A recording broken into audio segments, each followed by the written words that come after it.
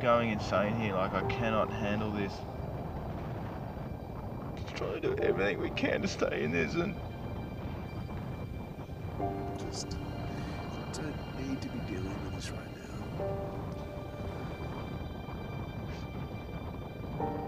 I just can't keep dealing with the pain on the trail and not sleeping and So close. I just can't move.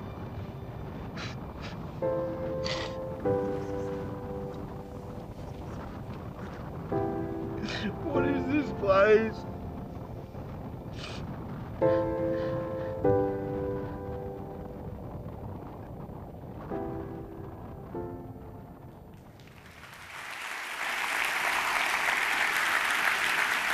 Well, the place is Antarctica, the coldest, windiest, most inhospitable place on the planet. And just over 2 years ago, my best mate Jones and I found ourselves undertaking the longest unsupported polar expedition of all time. The plan was to ski from the coast of Antarctica to the South Pole and back, completely unsupported. So the food, the clothing, the tent, everything we need to survive for 3 months in Antarctica were in those 2 little yellow sleds behind us. When we start out from the coast, they're weighing about 160 kilos. So try and imagine filling a fridge at home full of beer, throwing it on its side and trying to pull that through the snow for 3 months. That was the weight of these sleds, and we knew we were in for by far the toughest expedition the two of us have ever undertaken.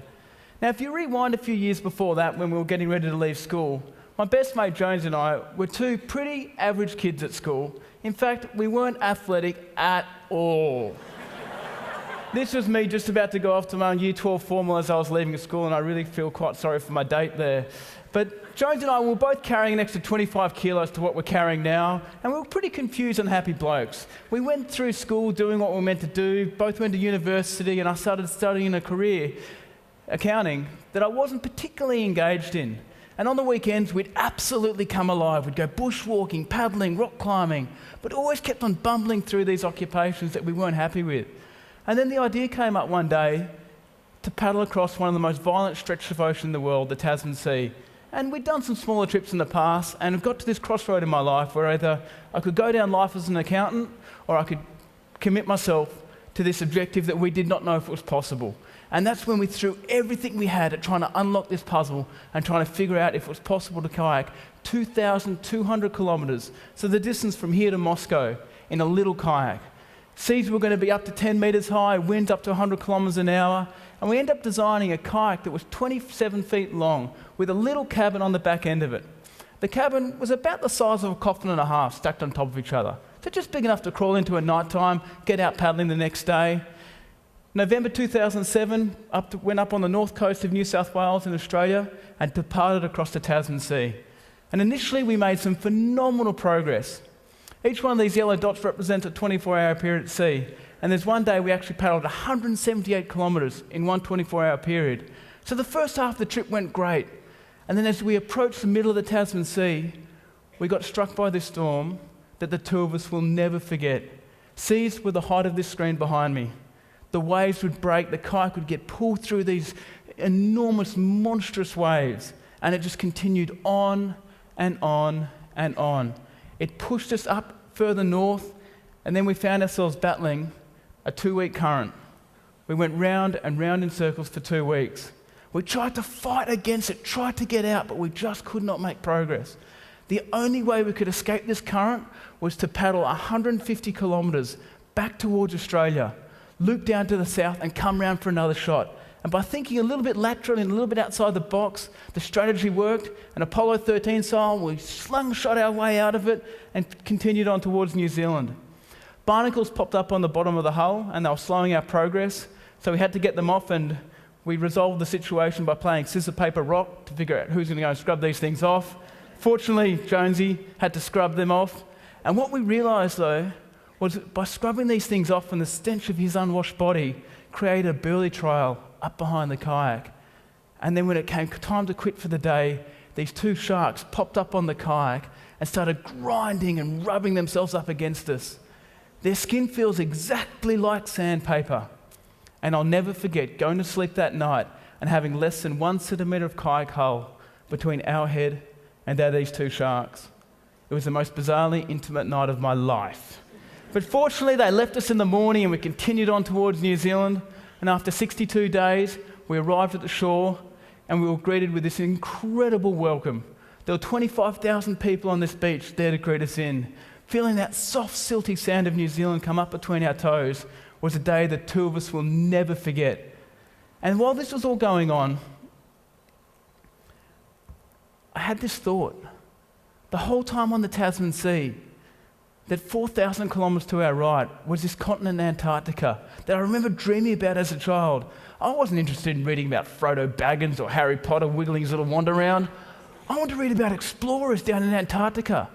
Just over 100 years ago, no one had ever stood at the bottom of the earth. And right up until then, no one had ever done the unsupported return journey to the South Pole and back. And we always knew that it was going to be right on the limit of human endurance. We didn't know if it was going to be possible, but we threw everything we had at trying to unlock this puzzle and trying to figure out a way to get there and back. In order to be successful, we were going to need to travel 500 kilometres than anyone had ever done in an unsupported manner in Antarctica. And that's what excited us. And we started throwing everything we had at making it happen. Don't have too much time to go into it today, but being a Greek Australian, hadn't really spent much time in the snow, so the two of us had to learn how to ski. Small little thing to get to know before you head to a place like Antarctica. Fortunately, things started to improve. We went through the planning phase, and then we flew across the Pacific to the tailbone of South America, a little place called Punta Arenas. And when we arrived there, we had a couple of weeks to pack our sleds and get ourselves ready. And in walked this 6'3" tall, blonde Norwegian guy, Alex Gammy. And he quite proudly announced to us that he was going to be the first person to walk from the coast of Antarctica to the South Pole and back unsupported. We were dumbfounded. This guy's a polar guide. He'd guided people across Greenland. He'd climbed Everest and two 8,000 metre peaks. And here was Jones and myself. We felt like the Jamaican bobsled team. We just learned how to ski. Now we were in a race with this Norwegian Terminator. And it was with that heavy cloud that we took our final plane flight to Antarctica, and that's where we were going to begin our journey. It was in the springtime, and the South Pole was sitting 1,100 kilometres away at an altitude of 2,800 metres. Now that's about the height of Mount Olympus. And when you're starting from the coast and you need to pull it up to that kind of altitude, you feel every single one of those metres. And the plan was to drop off 4 food caches that we hoped to pick up on the return journey. So we started out, and in the first month of the expedition, we got some horrendous weather. First, half a foot fell of snow, a foot and a half. It was quite atmospheric. We thought, oh, this is great, this is beautiful. But when you're dragging a sled that weighs 160 kilos through a foot and a half of freshly fallen snow, it's not something I wish upon my worst enemy. It feels like your gizzards are being pushed up against your back. You're leaning so far forward in your sled that your face is about to kiss the ground. We were averaging less than 10 kilometres a day for that first 30 days. We had to average 25 kilometres a day to make this trip happen. And the only thing we could control was ourselves, so we started pushing harder and harder every single day. Mileage crept up, but by pushing so hard, our body started to break. And this infection spread across my body. And we were staring down the barrel of failure. I couldn't move, I couldn't sleep. I was in so much pain that I just thought the whole expedition was over. We sat there for 2 days knowing Alex Gammy was making his way towards the South Pole. And then we started a course of antibiotics, and that started to help clear up the infection. And then when we got back on the trail for the second time, we realised that on a 3-month expedition in a place like Antarctica, you can't force your agenda on the place. You need to work with it. So we wound back down to 80%, and we kept progressing forward. And sure enough, as summer came and temperatures improved, it was time to celebrate one of the most glorious days of the year, Christmas. A few years earlier on the Tasman Sea, we hadn't bought Christmas presents for one another because we didn't think we were going to do that whole donut in the middle thing. This time, though, we came prepared and we came ready for the whitest Christmas of our lives, and it really was a day the two of us will never forget. Here it is right now. So it's Christmas Day. Josie's just outside doing the snow flaps, and I brought a few decorations. I've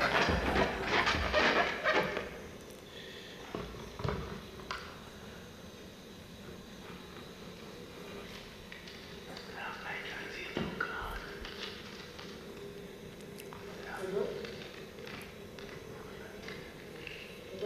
What's that? I'm whispering to myself. Nah, mate. What do you mean, what am I doing in there?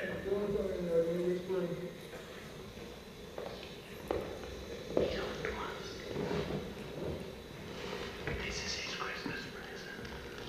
For the last 2 weeks, I've been saving bacon for him. He's gonna be so excited.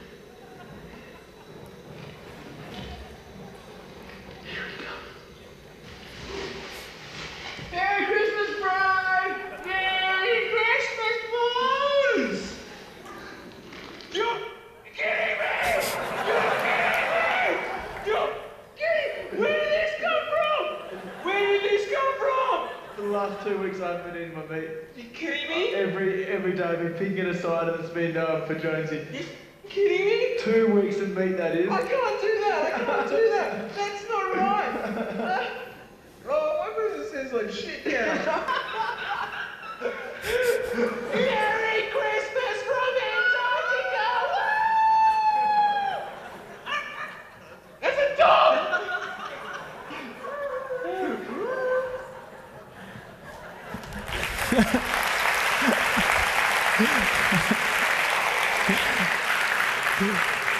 It was the third expedition Christmas the two of us have spent together, and it was by far the best. Our progress was up, and then we started skiing off towards the South Pole, knowing that in 5 days' time, we were going to reach the bottom of the earth and stand where all our great heroes had stood. So we made our progress, and then on day 62, as we're skiing in, we saw this pole. It's a barbershop pole with this round globe on it.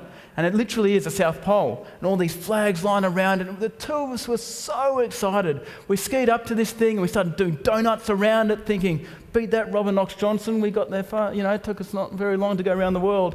And we were having so much fun. And this scientist that you can see reflected in the globe there actually came out and broke some news to us. He said, guys, you are doing so well. And you're only 5 days behind Alexander Gammy. 5 days? Look, that doesn't matter. What we're going to do is we're going to catch him on the return, because every single step we take away from the South Pole is taking us one step closer to our goal and not away from it. And it was at this moment, the moment that we stepped into uncharted waters by turning our backs on the South Pole, that the real adventure had just begun. It had taken us 62 days to reach the South Pole.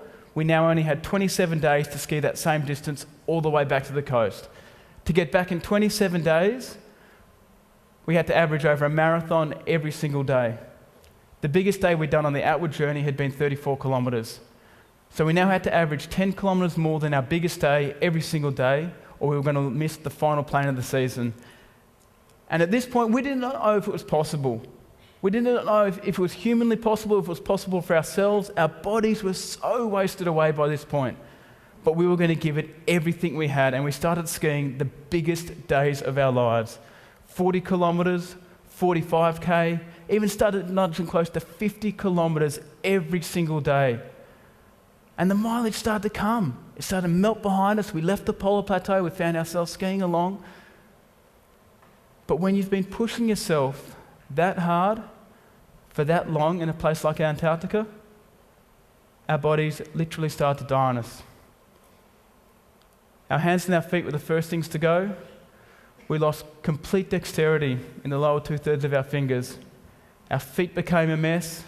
This infection spread across our face that made even eating a chore. You'd open up your mouth to shovel in some of your half provisions, and it'd crack and bleed, and then all you could taste for the rest of the meal was blood.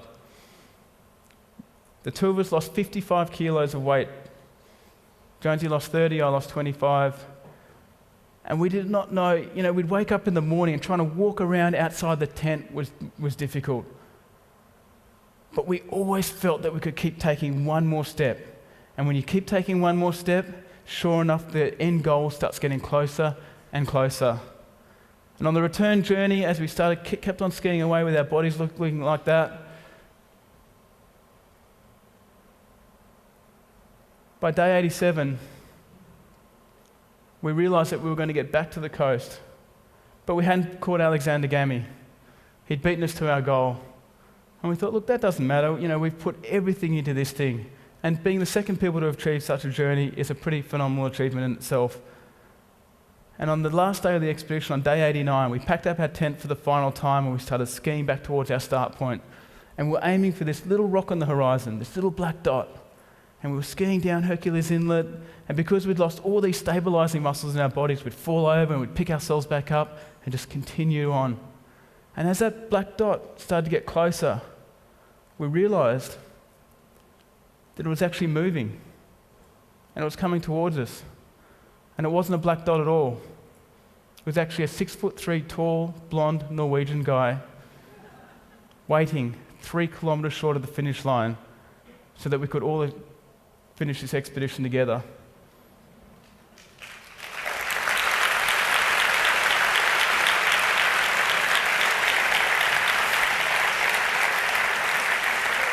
Alex showed us that a much higher level of self-fulfillment and achievement can be reached when you're not fighting people, when you're working together with one another. Yeah, we fed off each other's energy out there, and we both don't feel that we would have been able to pull off this journey if the other person wasn't out there pushing themselves as hard as he was. And so we sat there, and then finally the plane came down to us, picked us up, and it was time to come home. I came back to a beautiful fiancée who I married a couple of weeks after I got back, and of course, Jonesy was my best man at the wedding. Here's our arrival back now.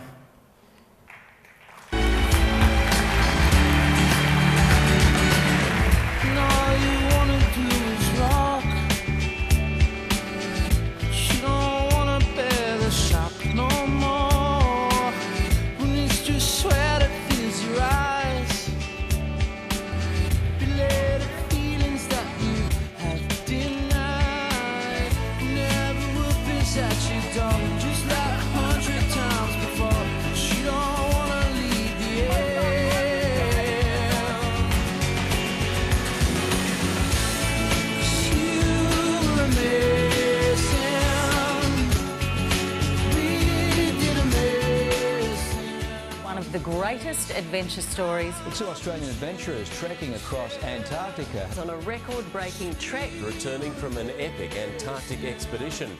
They survived more than their fair share of dangers and eventually walked into the history books. Building bridges in your mind. Your eagerness now is on the line. The plastic mountain at your feet. Divided streets now as you look to find a seat. And every wolf is at your door, just like 100 times before. But you don't wanna see the end. Thank you. Have a good night. Thank you.